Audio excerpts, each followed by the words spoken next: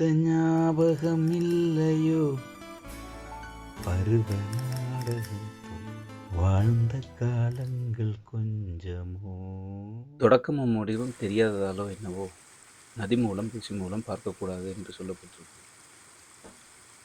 அதற்கு அர்த்தங்கள் வேறாக இருக்கலாம். இருக்கட்டுமே.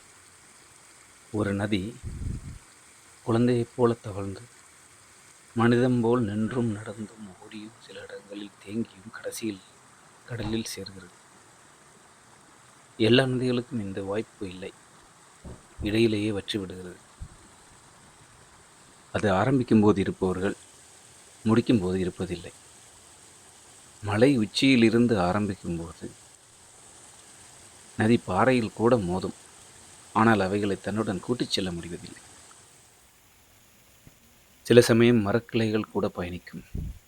அவை கூட எங்கேனும் சிக்குண்டு கொள்ளும் வரைதான். எழுதும் என் பேனாக்கள் கூட இடையிலேயே நின்று விடுகிறது.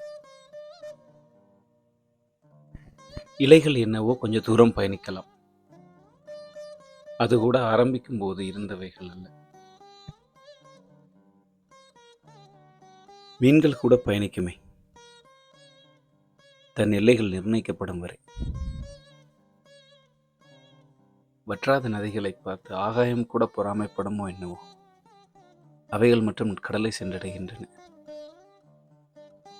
மண்ணையாவது அடைத்துச் செல்லலாம் என்றால் அதுவும் கொஞ்சம் தூரம்தான். நதியை விடுவோம். மனித வயதின் பொற்காலம் அப்படி என்று ஒன்று இருந்தால்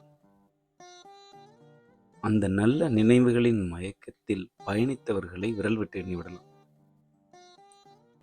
காலம் எவரையும் தனித்து விடுவதில்லை. நதி போல யாரையேனும் சேர்த்து கொண்டே பயணம் தொடர்கிறது.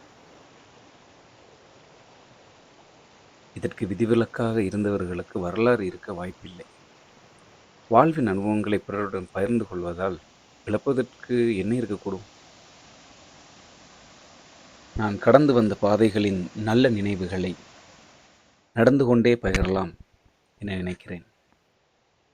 உங்கள் ஆதரவுக்கு நன்றி. இணைந்திருங்கள்.